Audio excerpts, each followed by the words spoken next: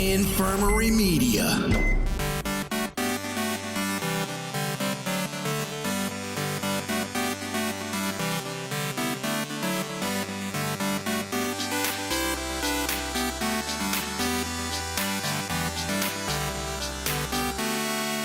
Hey dudes and dudettes, thanks for tuning into this episode of the Be Kind and Rewind podcast, a podcast dedicated to all things nostalgic from the 80s, 90s, and more, including our new Rewind documentary episodes and retro celebrity interviews, along with our fact-filled movie commentary. So I'm your host, Carlos, and this episode is the first of our series of documentary episodes where we find interesting stories or legends of our past that we dig deeper to find out the truth on what really happened.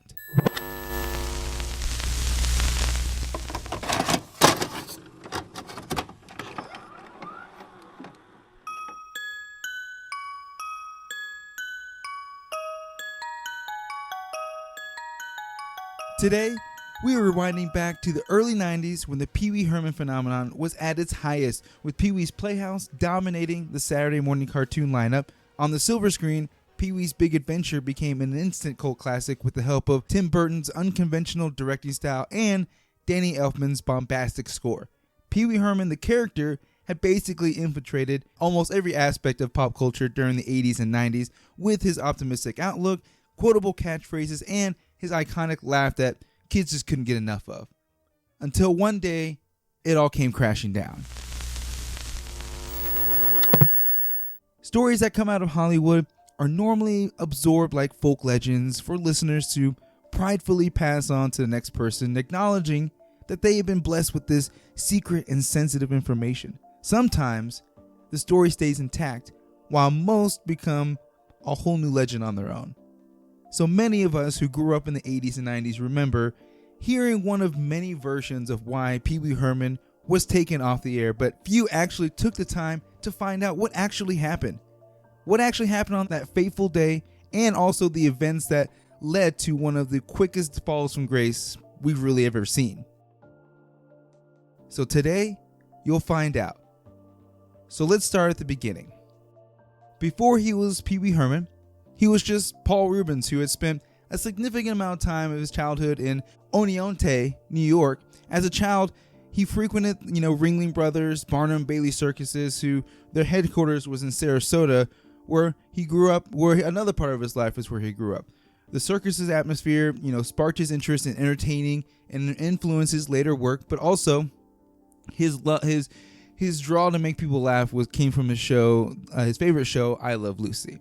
Reubens attended Sarasota High School, where he was named president of the National Thespian Society. He was accepted into Northwestern University's program for gifted high school students, joined the local theater and Players of Sarasota Theater, and appeared in several plays. So shortly after, he began auditioning for acting schools. He was turned down by several, including Juilliard, twice by Carnegie Mellon, before he was accepted at the California Institute of Arts and moving to California, where he worked in restaurant kitchens as a Fuller Brush salesman. In the early 70s, Reubens performed at local comedy clubs and made 4 guest appearances on The Gong Show as a boy-girl act he had developed with Charlotte McGinnis called The Hilarious Betty and Eddie. Not long after, Paul auditioned and became a member of the Los Angeles-based improv comedy team, The Groundlings, and remained a member there for 6 years, working with Bob Leclerc, John Perrigan, Susan Barnes, and Phil Hartman. Hartman and Reubens, would become friends instantly and often wrote and worked on material together. In 1977, The Groundlings staged a performance in which its members created characters one might see in a comedy club. Reubens decided to play a guy that everyone immediately knew would never make it as a comic, partly because Reubens couldn't remember his jokes in real life. He had trouble remembering punchlines and couldn't properly piece the information in sequential order. Pee Wee Herman was born that night. His distinctive guttural laugh, followed by a low, became the character's catchphrase, as did his insult comeback, "I know you are, but what am I?" I know you are, but what am I? The inspiration for Pee Wee's name came from a Pee Wee brand miniature harmonica and the surname of an energetic boy Reubens knew from his youth. Pee Wee's signature gray plaid suit was originally a custom-made suit that Reubens had borrowed from the Groundlings director Gary Austin. The small red bow that was given to him by an acquaintance Pee-wee's later checker clothing and persona were largely lifted from the manic 1950s children TV host Pinky Lee. Well, here we are. What's the greatest name in children's shoes? And you know, there's 5 real good reasons why, too. You know why? Because, first of all, Weatherbird shoes are weatherized 5 ways. First, to repel water, to resist wear and strain, to fight off heat, cold, and moisture. But most important, Weatherbird shoes assure proper fit, especially for feet that are growing and want to stay healthy. So Paul Reubens auditioned for Saturday Night Live in 1980 for the 1980-81 season, but he was not accepted. Instead, he started a show with the Pee Wee Herman character, which made one of his first appearances in the 1980 film Cheech and Chong's Next Movie. He first plays a rude receptionist in the film, spewing obscenities at police and being arrested. The character is later introduced as Pee Wee Herman, approaching the stage just before disputing the film's title characters. Here he is, my friend, your friend, Mr. Pee Wee Herman. Yes, let's hear it for him.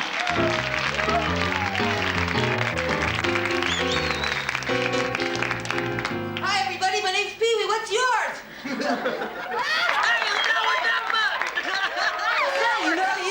You two look a little familiar to me. You smell familiar.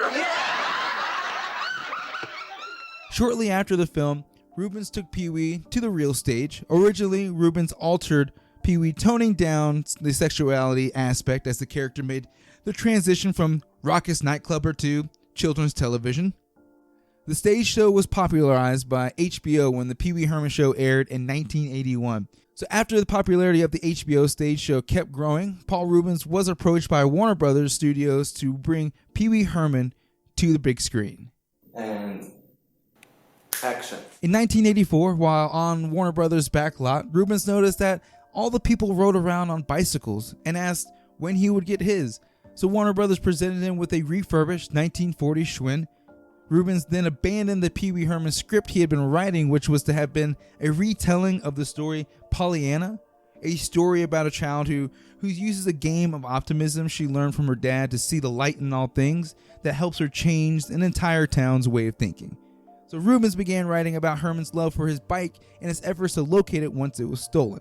So him and Phil Hartman, along with another writer, began to write the script for Pee Wee's Big Adventure based on a story loosely on the bicycle thief, an old story from Vittorio De Sica. I probably said that incorrectly. I apologize.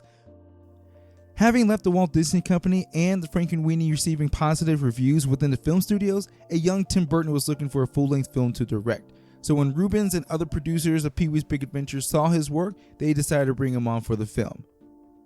Pee Wee's Big Adventure was released on August 9, 1985, received mixed reviews, and performed well at the box office and would become a cult film. Have a nice day. Be sure and tell them Large Marge sent ya. To compose the film score, Burton brought on his buddy Danny Elfman, who had been previously in the band Oingo Boingo. While working with the relationship between Burton and Elfman would overshadow his performance life and continue for most of Burton's films to this day. Pee Wee's Big Adventure would go on to make $40 million at the box office on a $7 million budget, which was enough to greenlight a sequel, Pee Wee's Big Top, that would have a bigger budget but not meet financial and critical expectations. So Pee Wee's Big Adventure received general positive reviews at the time of the film's release before developing into that cult status. On Rotten Tomatoes, currently reported at 87% with 45 critics rating.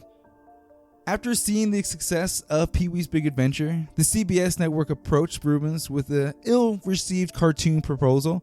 In 1986, CBS agreed to sign Reubens to act, produce, and direct his own live-action Saturday morning children's program with a budget of $325,000 per episode for Pee Wee's Playhouse. Yourself up a chair. Let the fun begin. It's time to let down your hair. TV's too unexcited. Those friends have been invited. The wacky at TV's Playhouse. Reubens assembled a support troupe that included ex-groundlings and cast members from the Pee Wee Herman show, including Phil Hartman, John Paragon, Lynn Marie Stewart, Lawrence Fishburne, and Espatha Merkson. Production began in New York City in the summer of 1986 in a converted loft on Broadway, which one of the show's writers, George McGrath, described as a sweatshop. Rubens moved the production to LA for season 2 in 1987, resulting in a new set and more relaxed atmosphere. Playhouse was designed as an educational yet entertaining and artistic show for children, and its conception was greatly influenced by 1950 shows Rubens had watched as a child, like The Rocky and Bullwinkle Show, The Mickey Mouse Club, Captain Kangaroo, and Howdy Doody. The show quickly acquired a dual audience of kids and grown-ups. Rubens always trying to make Pee Wee a positive role model. He sought to make a significantly moral show that would teach children basic ethics. Rubens believed that children liked the Playhouse because it was a fast-paced, colorful, yet never talked down to them, while parents liked Playhouse because it reminded them of their past. As soon as it first aired, Pee Wee's Playhouse fascinated media theorists and commentators, many of whom championed the show as a postmodern hodgepodge of characters and situations which appeared to soar in the face of domineering racist and sexist presumption. For example, Pee Wee's friends, both human and not, were diverse of culture and race. Pee Wee's Playhouse won 15 Emmys as well. The cast, as well as Paul Rubens, were overjoyed with the positive reception that the character had received and were planning on their next project. Until that fateful day. This is a News Center 10 update with John Wilson and Cheryl Brown. CBS is canceling reruns of Pee Wee's Playhouse after the actor who played the character is arrested for exposing himself in a Sarasota theater. And how should parents explain Pee Wee's predicament? We'll tell you what the experts are saying. In 1991, Paul Rubens was arrested in Sarasota, Florida, for exposing himself while masturbating publicly in an adult theater. Undercover detectives would periodically visit pornographic theaters and observe the audience, arresting those engaged in what these detectives have considered indecent exposure. Anyone that saw the movie where he was on his red bicycle with the flat top, that was not the image projected on this particular evening. It's my understanding he now has a goatee, a mustache, and his hair is much longer. He had a cap on, and I guess he was dressed as any normal person going to a theater for an afternoon of theater enjoyment. Rubens, who was 38 at the time, was charged with exposure of a sexual organ. He was released from county jail after posting a $219 bail. If convicted of the misdemeanor, Rubens would face up to 60 days in jail and a $500 fine. Rubens' attorney, Dan Heischer, saw the writing on the wall immediately, stating, quote, "He does a lot of things with kids over the world, and his career will be over when that story runs." His attorney added that he had been in town vacationing visiting relatives, and that the detectives did not realize they had arrested a celebrity until after Rubens was taken to jail. We had voluntarily told them once he was among 3 other men that were arrested that night. Quote, "I don't know why he did that." On November 7, 1991, Rubens pleaded no contest. The plea kept the charge off Rubens' record and obligated him to spend 75 hours performing community service, where he had to make 2 anti-drug public service announcements that were self-produced and financed. One PSA had Pee Wee explaining the dangers of cocaine, and a lesser-known one featured a claymation character called Penny, who had been a staple on Pee Wee's Playhouse. Both PSAs were praised for showing the dangers of drugs in a manner that kids could understand. This is crack, rock cocaine. It isn't glamorous or cool or kid stuff. It's the most addictive kind of cocaine, and it can kill you. What's really bad is nobody knows how much it takes. So every time you use it, you risk dying. It isn't worth it. Paul's infamous mugshot, which did not depict the clean-cut Pee Wee everyone had come to know, shocked the public, and many thought the show had been canceled due to the arrest. In reality, the show had been canceled in 1990 due to a combination of multiple complaints of overworked crew members and a feeling that the Pee Wee character had run its course, which ultimately resulted in Rubens' deciding against the 6th season. However, due to its widespread popularity, CBS had elected to rerun Playhouse in syndication, making many think that the show was still in production, even though it had already ended before the arrest. The arrest was widely covered, and both the character Pee Wee Herman and Rubens became the subject of ridicule in the same areas of pop culture he had once reigned. So hurry on down to your local toy store and pick up the new Pee Wee doll today! As always, pull my string and I'll talk. I have the right to an attorney. I have the right to remain silent. And what if I did some charity work instead? CBS immediately stopped airing Playhouse, and Disney MGM Studios suspended from its studio tour a video that showed Pee Wee explaining how voiceover tracks were made, and Toys R Us removed all Pee Wee toys from its stores. Despite the negative publicity, many artists who knew Rubens, such as Cyndi Lauper, Annette Funicello, Zsa Zsa Gabor, and Valerie Golino, spoke out in his support. Bill Cosby of all people defended Rubens, stating, "Whatever he's done is being blown out of proportion." Well, at this point, take that for what it is. Other people who knew Rubens, such as Playhouse's production designer Gary Panner and Big Top Pee Wee's director Randall Kleiser, also spoke out against the way media was treating Rubens. Rubens fans also organized rallies of support after CBS canceled the scheduled reruns of several dozens of Pee Weeties, picketing in LA, New York, and San Francisco. From San Francisco across the nation to New York, Paul Rubens fans are rallying to his support. One group has even formed a Pee Wee Herman defense club.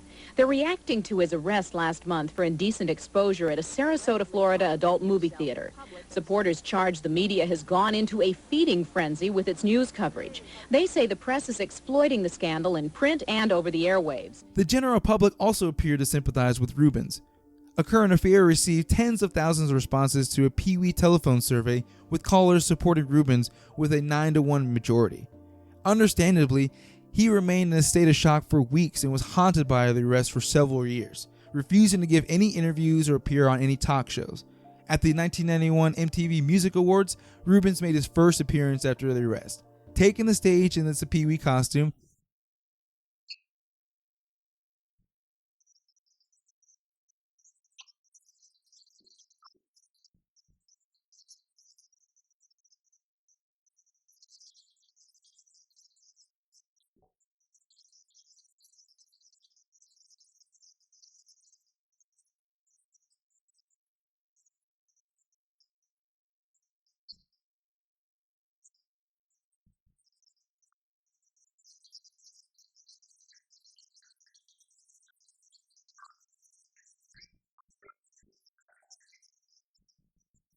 Rubens then avoided interviews, and according to a 1991 article, he had indeed become weary of the character and wanted to explore new territory. Following the backlash and fallout from his arrest, Paul Rubens would take a break from the Pee Wee character for a while.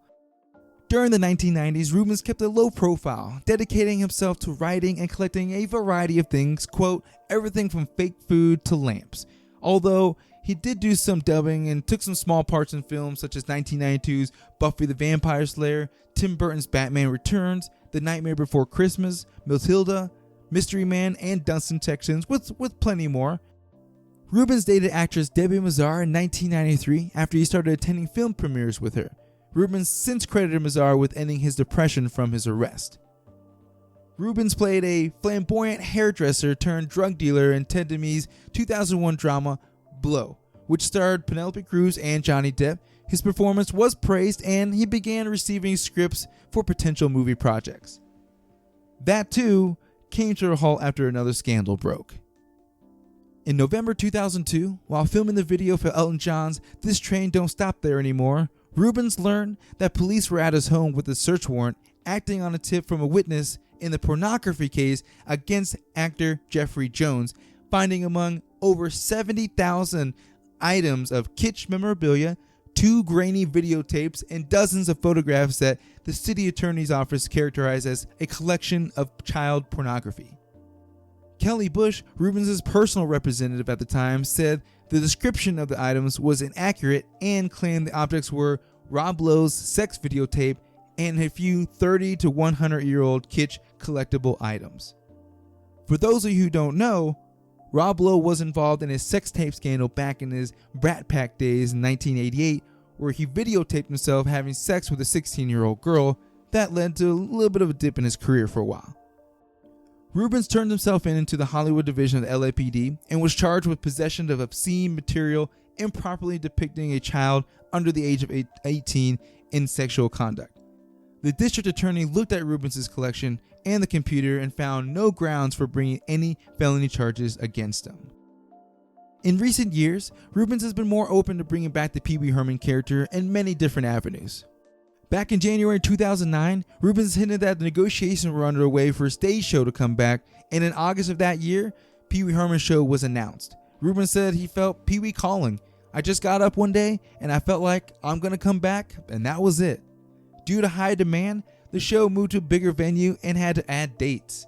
In January 2010, Rubens reprised the role as Pee Wee and reused the set of Pee Wee's Playhouse for a short sketch on Funny or Die. On January 15, 2011, Rubens appeared on Saturday Night Live as Pee Wee in an extended and well-received segment depicting Andy Samberg and Pee Wee getting drunk, taking a ride on a mechanical bull, doing the tequila dance, and ambushing Anderson Cooper in an alley with a chair. Most recently, in February 2015, Netflix acquired the rights to produce a new Pee Wee film entitled Pee Wee's Big Holiday, with Judd Apatow and Rubens producing the film. The film was released on March 18, 2016, to positive reception. Whether or not you're a fan of Pee Wee Herman, you undoubtedly heard some version of the true story told today growing up and either used that info to pass along as fact and nothing else, or you dug a little deeper to uncover the truth that has made you the weird person at parties. Either way, I hope today's episode brought you some clarity on this childhood legend. Let me know your thoughts, or even let me know what version of Pee Wee's arrest you heard growing up. How much different was it from the truth, or was it? You can send your messages and thoughts to us at Facebook at Be Kind Rewind Pod and get a shout out on the next episode. Speaking of, next episode will be a very special episode as we have our first celebrity interview in a while, and we're getting things back in gear the right way. So I'll leave you with just a little hint. It makes me want to fart. So be on the lookout on social media for the announcement very soon. But that was today's episode. Thanks for listening, and make sure you tune in every other Throwback Thursday for new episodes available on all podcast apps. If you enjoyed the podcast, subscribe and leave us a review to help get the word out there. Also, follow us on Instagram, Twitter, and Facebook at Be Kind Rewind Pod for all of your nostalgic needs. So thanks, and be excellent to each other.